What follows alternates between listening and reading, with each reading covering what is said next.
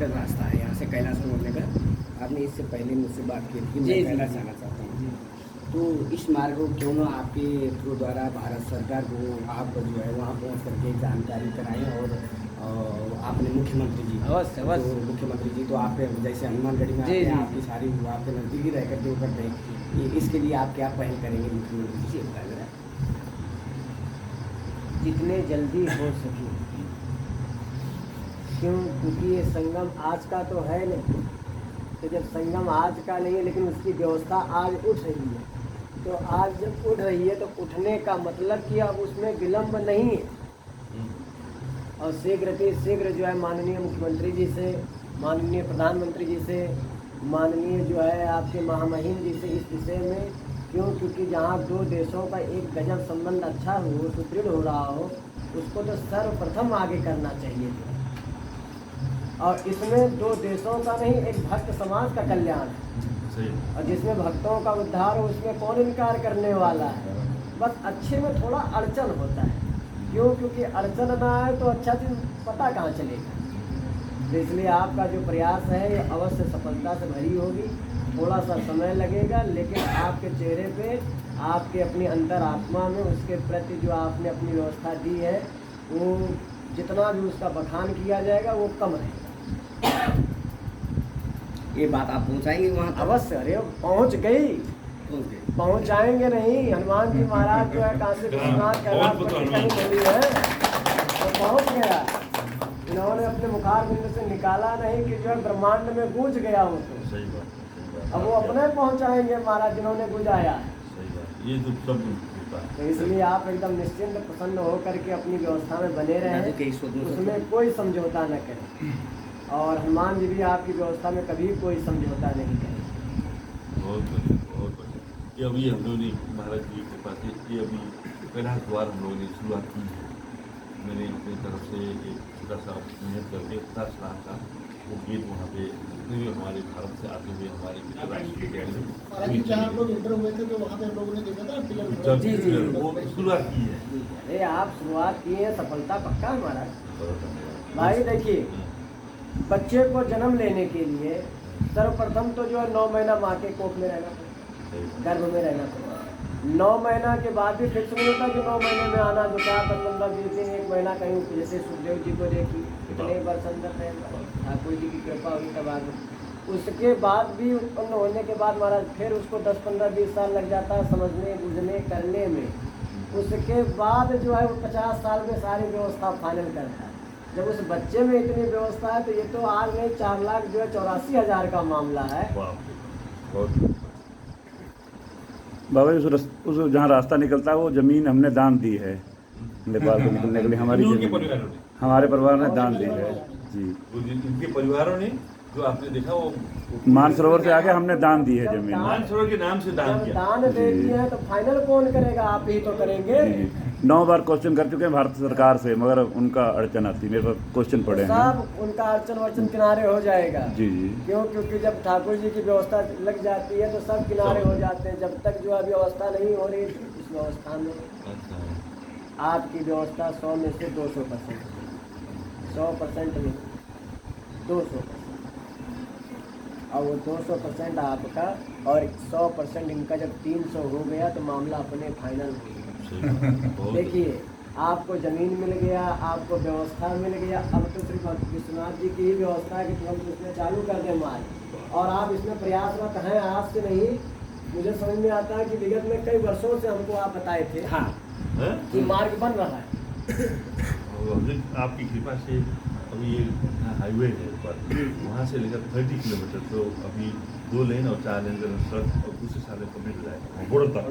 देखिए शुरुआत हो गया। थोड़ा सा प्रतीक्षा कीजिए, आप स्वयं उस मार्ग से जाएंगे।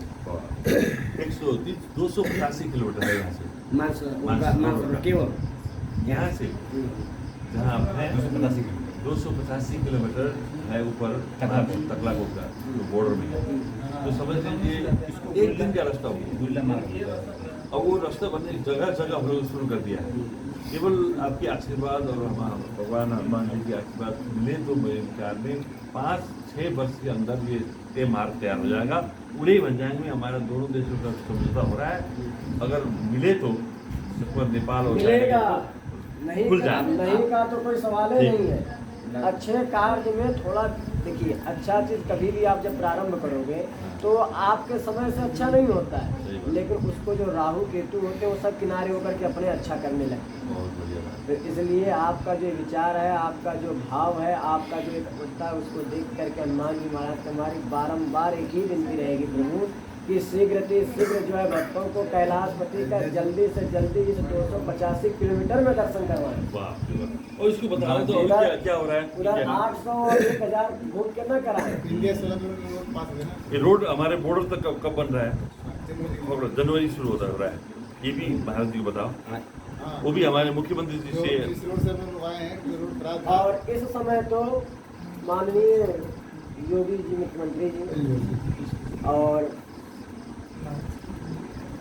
मोदी, इस दोनों का कॉम्बिनेशन राम और लक्ष्मण है। हाँ एक सही और ये दोनों जो है क्योंकि योगी राज है, सही बात। और जहाँ योगी राज पे आ जाएगा तो वहाँ कल्याण नहीं होना है, पक्की पक्का। हर हाल में होना है।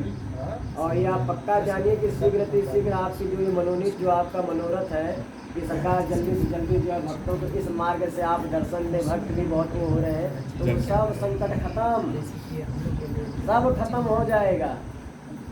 और इसमें जो है आप नंबर 1 थोड़ा एक हमारे पत्रकार के हमारे सबके अध्यक्ष हैं और नागरिक दैनिक के प्रमुख हैं, कुछ पूछना चाहेंगे तो सटीक में आप करने के महाराज जी, मैं आपको मैं क्या बताना चाह रहा हूँ महाराज जी, ये जो शिवलिंग है तो दादू ने तो माननीय जी ने सबको बता दिए, तो मैं आपको कुछ बताना चाह रहा हूँ। जो ये शिवलिंग है ये नेपाल के सबसे आकार में बड़ा शिवलिंग है। इतनी बड़ा शिवलिंग है नेपाल में कहीं भी नहीं है प्राचीन में। अभी तो सीमेंटेड शिवलिंग बड़ा बनाने जा रहे हैं। और दूसरी बात क्या है, विश्व के दुर्लभ शिवलिंग है। ये क्यों बताया जा रहा है शिवलिंग है? अगर आपको महाराज जी को मालूम होगा, ये शिवलिंग सभी शिवलिंग उत्तर तरफ होते हैं, ये हमारा शिवलिंग पूर्व तरफ है। क्यों पूर्व तरफ है तुम्हारा जी? पूर्व तरफ शिवलिंग एक ही शिवलिंग है विश्व में है, तो महाराज जी इसको विश्वम्बरा सूची में कॉल करना पड़ेगा बोल के हमने दादू को माननीय जी को बता रहे हैं। इसको विश्वम्बरा सूची में दाबी करिए, क्योंकि एक ही शिवलिंग है विश्व में पूर्व तरफ है। महाराज जी कोई और दूसरा शिवलिंग है पूर्व तरफ नहीं है ना महाराज जी, तो एक ही है, तो इसको विश्वम्बरा सूची के लिए कॉल करना चाहिए। विश्व संपदा सूची में विश्व तो दूसरा बात क्या वर्ल्ड है, हेरिटेज। ये शिवलिंग क्यों पूरा तरफ है? ये भी तो होना चाहिए।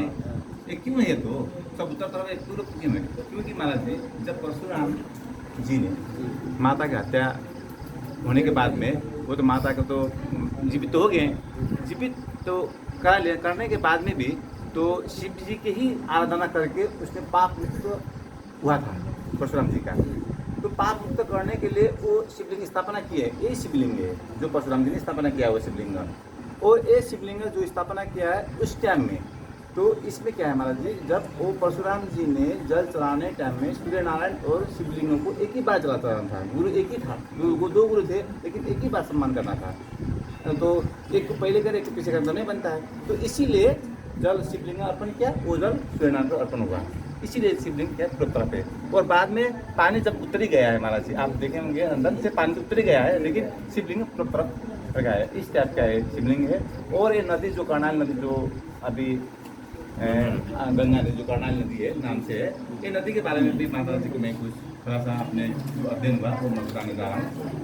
तो क्या है, जब परशुराम जी तो तपस्या करने आए, शिवलिंग स्थापना किया, तपस्या किए, उस टाइम कर्ण जी आए हैं। उनके मावाली पर्वत उधर ही पड़ते हैं, मावाली मामा घर उधर ही हुए। तो मावाली पर्वत जब आए थे उस टाइम में परशुराम जी यहाँ तपस्या करते हुए उसने देखे। तो आपने गुरु जी तपस्या कर रहे हैं, तो क्या बात है कि आप यहाँ रुक गए। रुकने के बाद में तो यहाँ पानी नहीं था महाराज जी, उस टाइम में पानी नहीं था। पानी नहीं होने के कारण से उसने गुरु जी को मान सरोवर में के जल को यहाँ से बाण से शरण करके वो पानी ला के गुरु को भेटी चढ़ाए। वो कर्ण प्लस मावली और कर्ण मिलकर कर्ण नाम लगाया गया महाराज जी। इसलिए गुरु को भेटी के रूप में चढ़ाया हुआ है ये कर्ण ने परशुराम जी को जल। इसीलिए हम लोग क्या है, एक परशुराम कुंड भी बनाना पड़ेगा बोल के।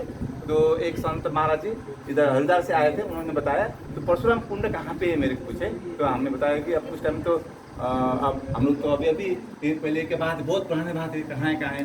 तो बाद में उसने महाराज जी ने बताया कि करने के बाद में प्रणाली के बारे में और परशुराम कुंड के बारे में। तो नदी जो कर्णाली नदी है उसी के संगम में हम लोग एक परशुराम कुंड बनाना पड़ेगा बोल के बनाने के लिए शुरुआत कर रहे हैं।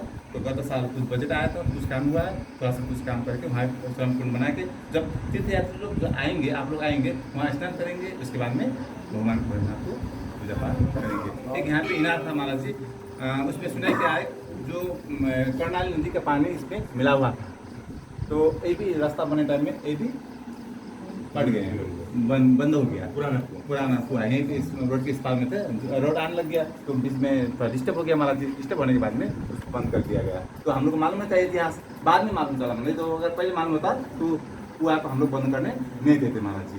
और दूसरी बात क्या महाराज जी माननीय जी जो बताया, इस मंदिर के लिए 700 बीघा जमीन तो प्रमुख वाले महाराज जी जब इस मंदिर को जो ये संरचना जो निर्माण करने के बाद में 700 बीघा जमीन इसके लिए रखे थे, बूटी के लिए रखे। अभी वो भी नहीं महाराज जी, अभी हम लोग इतने हैं, इसी में हम लोग काम कर रहे हैं। अभी 14 साल हो गया महाराज जी में इस मंदिर में जारी, 10 साल हुआ सचिव वगैरह थे, समिति आए 14 साल हो गया, आने के बाद में महाराज जी वो कर रहे हैं। अब हम लोग क्या कर रहे हैं महाराज जी, जो 88,000 जो संत लोग आते हैं, तो ये लोग को जो इतिहास है कैलाश के ये टोटल शुरू होना मिलेगा और करेंगे। महाराज जी का पहले आगमन है, सुने योगी महाराज जी भी आने के लिए आप हम लोग करेंगे, आप अवश्य आएंगे, आएंगे फिर महाराज कहते हैं आना ही पड़ेगा। उनको बताया भी है। Right. और हेलो योगेश जय एक मिनट बताइए कि शुरू जय हो विश्राज, जय हो सरकार, जय हो प्रभु। छोटे पे रखे हनुमान जी को प्रेम से आप भजन करते रहे, जो है एकदम चित्त होकर के आप भजन करें। तो